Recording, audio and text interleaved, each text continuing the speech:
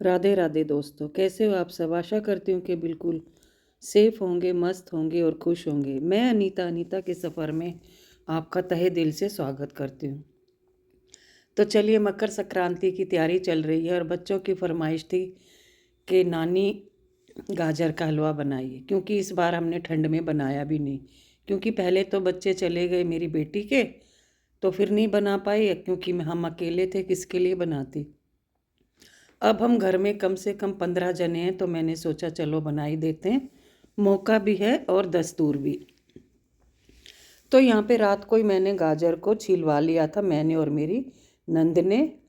और ये मैं अब कर रही हूँ सुबह के टाइम। सुबह के 8 बजे थे, यानी कि संडे का दिन था। और मैंने इसको काट लिया। मैंने इसको कसा नहीं है, क्योंकि कसने में बहुत टाइम लगता। और गाइज, ये हलवा 3 से 3.5 घंटे में बन के तैयार हुआ था। इसलिए मैं इसके कुछ पार्ट ही दिखाऊंगी। आप सब समझदार हैं किस तरह से कितना टाइम लगता है। तो चलिए, उसमें डाल दिया था मैंने 4 से 4.5 किलो दूध। दूध भी फूंक दिया उसमें, और ये अच्छे से सूख चुका था। और फिर इसमें डाली चीनी। चीनी मैंने 2.25 किलो के समथिंग डाली, और गाजर थी मेरी 8 से 9 किलो के बीच में। तो देखिए, इसके मोटे मोटे चंक्स थे, और मैंने इसको कुकर में 2 सीटी लगा के उबाला था।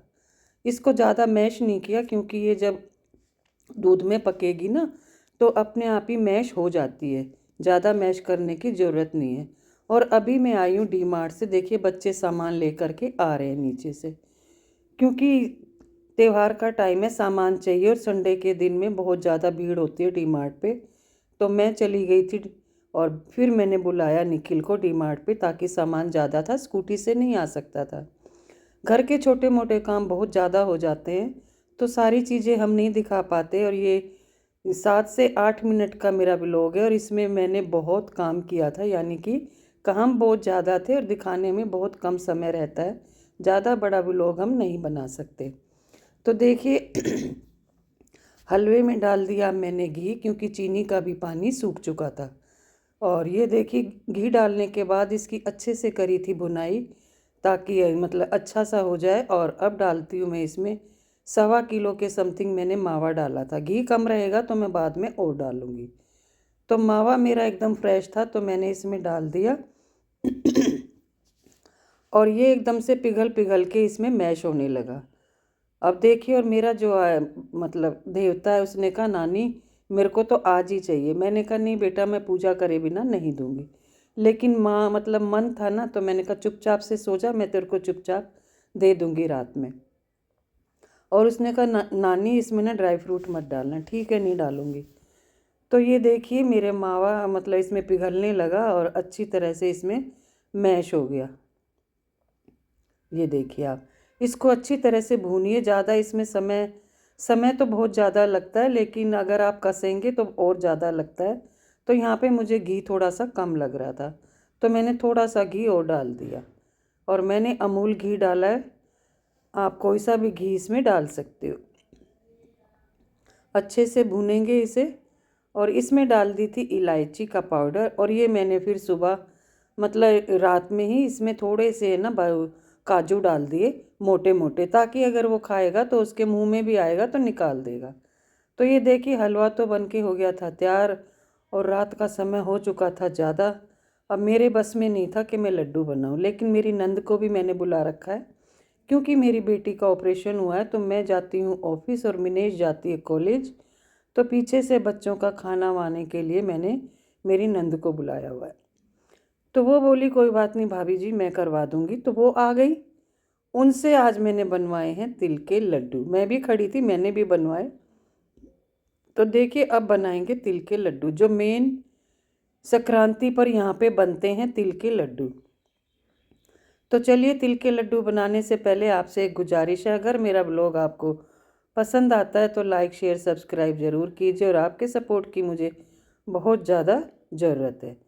तो देखिए, मेरी नंद आ चुकी हैं, और अब उन्होंने कहा लाओ भाभी जी मैं बनाती हूँ। तो ये मैं ले रही थी 1 किलो तिल। तो तिल मैंने जो ब्राउन वाले होते हैं बिना धुले वो लिए।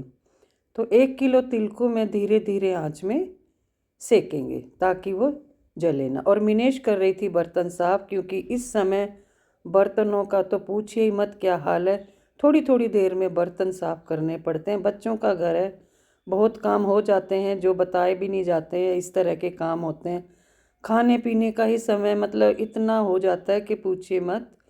खाने पीने भी कई बार होता है, क्योंकि बच्चे जब बार बार ना, बच्चों को भूख लगती है और सर्दी का टाइम है, चाय भी बहुत बार बनती है। और आया गया भी आता है, क्योंकि उसके ऑपरेशन के लिए पूछने के लिए आए जाते हैं, तो चाय पानी तो चलती रहती है। तो इसी बीच में तिल मेरे भुन गए थे और यहाँ पे डाला थोड़ा सा देसी घी।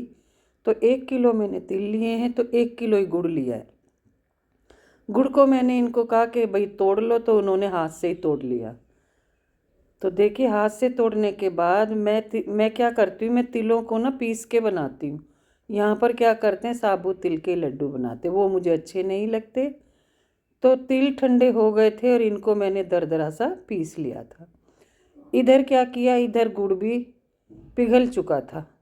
तो देखिए, ज़्यादा समय नहीं लगता है, बस तिल को सेको, पीसो और गुड़ को पिघला दो और इसमें डाल दो और लड्डू फिर बनाओ। तो ये बहुत ही टेस्टी लगते हैं, ऐसा लगता है एक मावे का सा टेस्ट आ जाता है इसमें, अगर पीस के बनाते हैं तो। और अगर ऐसे बनाते हैं ना, तो बहुत ज़्यादा खाने में ना हाथ दांतों में आते हैं ये। तो चलिए, जैसी जिसकी पसंद वो वैसे ही बनाता है। मेरे को इस तरह से पसंद आते हैं तो मैं पीस के बनाती हूँ। और यहाँ पे इन्होंने खूब इसकी थोड़ी सी भुनाई सी की, यानी इसको चलाया, क्योंकि बहुत ज़्यादा गर्म था, और गैस का फ्लेम बिल्कुल बंद कर दिया था इसको। और ये ठंडा होने के लिए इसको रख दिया। और मैंने दिया उनको लड्डू बांधने के लिए पानी, ताकि हाथ में पानी लगा करके ये बांध लेंगे। तो देखिए, इस तरह से हमने सारे लड्डू बांध लिए। तो मैंने जो संक्रांति के 14 लड्डू थे वो अलग बांधे, मैंने बांधे, बाकी लड्डू हमारी नंद ने बांध दिए। तो इस तरह से मेरा जो गाजर का हलवा था वो बन गया और बन गए तिल के लड्डू। तो गाइस, आपकी क्या क्या तैयारी चल रही है मुझे भी ज़रूर बताइएगा, और मेरे ब्लॉग को पसंद कीजिएगा और उसको लाइक शेयर सब्सक्राइब ज़रूर कीजिएगा। ये देखिए, मैं भी आ गई। तो गाइस, चलिए बोलते रहिए राधे राधे। कैसा लगा मेरा ब्लॉग तो बताइएगा ज़रूर।